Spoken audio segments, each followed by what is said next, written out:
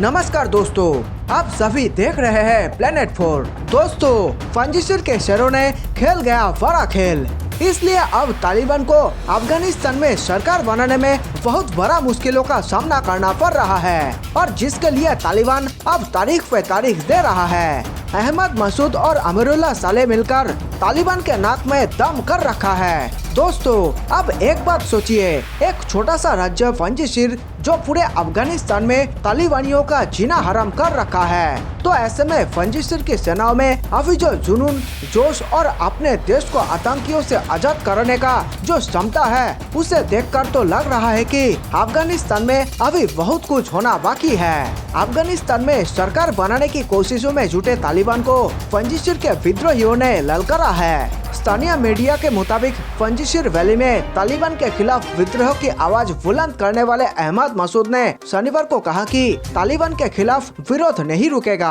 अहमद मसूद ने कहा कि वो भगवान, न्याय और आजादी के लिए कभी भी अपना विरोध नहीं रोकेंगे। उन्होंने कहा कि पंजशीर का विरोध और अफगानिस्तान में महिलाओं द्वारा अधिकारों को लेकर हो रहा प्रदर्शन इस बात की ओर इशारा करता है कि अफगानी कभी भी अपने अधिकारों की रक्षा के लिए हार नहीं मानेंगे। इससे पहले शुक्रवार को खबर आई थी कि पंजशीर क्षेत्र में जल्द ही लड़ाई खत्म होने वाली है और तालिबान ने वहां काफी अंदर तक अपना कब्जा कर लिया है। हालांकि विद्रोही गुटों ने इस दावों का खंडन कर दिया था। आपको बता दें कि ये घाटी हिंदू कुश पहाड़ पर स्थित है। अमेरिकी सैनिकों के अफगानिस्तान से जाने के ऐलान के बाद तालिबान ने अफगानिस्तान पर जल्द ही कब्जा कर लिया, लेकिन पंजशीर वैली वो इलाका है जहां अब तक तालिबान अपना कब्जा नहीं जमा पाया है। यहाँ तालिबान विद्रोही गुटों ने उनके खिलाफ पिछले कई दिनों से मोर्चा खोल रखा है। तालिबान और विद्रोही गुटों के बीच कई बार हिंसक झड़प हो चुकी है। अपने एक फेसबुक पोस्ट में अहमद मसूद ने लिखा, हार सिर्फ तब ही होती है जब अपने कानूनी अधिकारों के लिए लड़ना छोड़ देते हैं और जब आप थक जाते हैं। अहमद मसूद ने आरोप लगाया है कि तालिबान ने जीने के लिए जरूरी चीजों की सप्लाई इस क्षेत्र में रोक दी है। उन्होंने यूनाइटेड नेशन से अपील की है कि वो तालिबान को ऐसा करने से रोकने के लिए उस पर दबाव बनाए। इससे पहले बुधवार को तालिबान के एक प्रतिनिधि मुल्ला आमिर खान ने कहा था कि पंजशीर के नेताओं से सहमति पर बातचीत नहीं हो पाई है। मुल्ला आमिर खान ने क्षेत्र के लोगों से अपील की थी कि वो अपने नेताओं को समझाएं। आपको बता दें कि तालिबान ने अफगानिस्तान में नई सरकार के गठन को अगले सप्ताह के लिए स्थगित कर दिया है।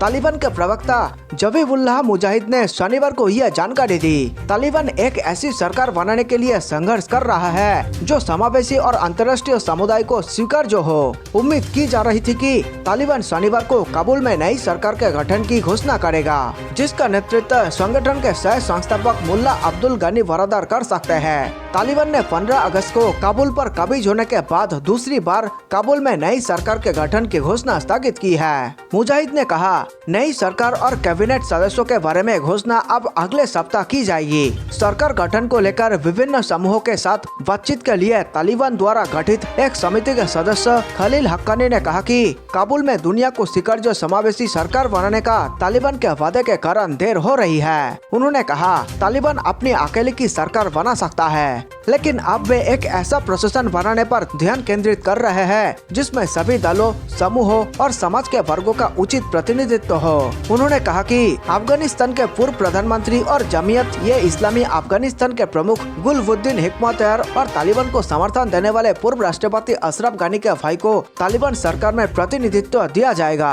वीडियो में आगे बढ़ने से पहले सभी भारतवासियों को मेरा नमस्कार। देश प्रेमियों, वीडियो को लाइक करके आप 5 स्टार दे सकते हैं ताकि हम आपके लिए रोज ऐसे ही राष्ट्रहित में वीडियो लाया करें। दोस्तों, देश हित से जुड़े तमाम खबरों पर हम लगातार नजर बनाए हुए हैं, इसलिए चैनल को सब्सक्राइब करना ना भूलें। साथ ही नीचे कमेंट में जय हिंद लिखकर पूरे भारत का हौसला बढ़ाएं और वीडियो को व्हाट्सएप, फेसबुक पर दोस्तों के साथ शेयर करके देश प्रेम को फैला दे। अफगानिस्तान में अभी तालिबान के खिलाफ पंजशीर विद्रोहियों का नेतृत्व कर रहे अमीरुल्लाह सालेह ने बताया कि किस तरह उन्होंने काबुल पर तालिबान के कब्जे के बाद अपनी पत्नी और बेटी की तस्वीरों को नष्ट कर दिया। 15 अगस्त को काबुल पर तालिबान के कब्जे के बाद अमरुल्लाह सालेह कह चुके हैं कि वो तालिबान के सामने सरेंडर नहीं करेंगे। अब डेली मेल के लिए लिखे एक आलेख में पूर्व उपराष्ट्रपति ने बताया है कि काबुल पर तालिबान के हमले के बाद क्या क्या हुआ। उन्होंने अमेरिकी राष्ट्रपति जो बाइडेन के निर्णयों की भी निंदा की है। इतना ही नहीं, पूर्व उपराष्ट्रपति ने साफ साफ कहा है कि अफगानिस्तान की ऐसी हालत के पीछे किसी और का नहीं बल्कि पाकिस्तान का हाथ है। उन्होंने बताया है कि वो कभी भी तालिबान के आगे घुटने नहीं टेकेंगे। उन्होंने अपने सुरक्षा गार्ड को भी कह रखा था कि अगर वो घायल हो गए तो वो उनके सिर में गोली मार दे। अमरुल्लाह सालेह ने यह बात ऐसे समय में कही है जब हाल ही में तालिबान ने दावा किया था कि उसने पंजशीर क्षेत्र पर कब्जा जमा लिया है। तालिबान ने दावा किया था कि यहाँ के स्थानीय लोग वहाँ से भाग रहे हैं और तालिबान शासित अन्य क्षेत्र में जा रहे हैं। हालांकि तालिबान विद्रोही गुट ने इन बातों का खंडन किया था। पूर्व उपराष्ट्रपति ने लिखा कि तालिबान को पाकिस्तानी एम्बेसी की तरफ से निर्देश मिल रहे थे। तालिबान के प्रवक्ता को हर घंटे निर्देश मिल रहे थे। पश्चिमी देशों ने अफगानिस्तान के साथ प्रचंड विश्वासघात किया। उनको पता है कि काबुल की सड़कों पर अब अलकायदा आ चुका है। उनको ये भी पता है कि तालिबान का रिफॉर्म नहीं हुआ है। अमरुल्लाह सालेह ने बताया कि जिस दिन काबुल पर कब्जा किया गया उससे पहले वाली रात जेल में तालिबानी कैदियों ने भागने की कोशिश की थी। उपराष्ट्रपति को इसकी जानकारी दी गई थी।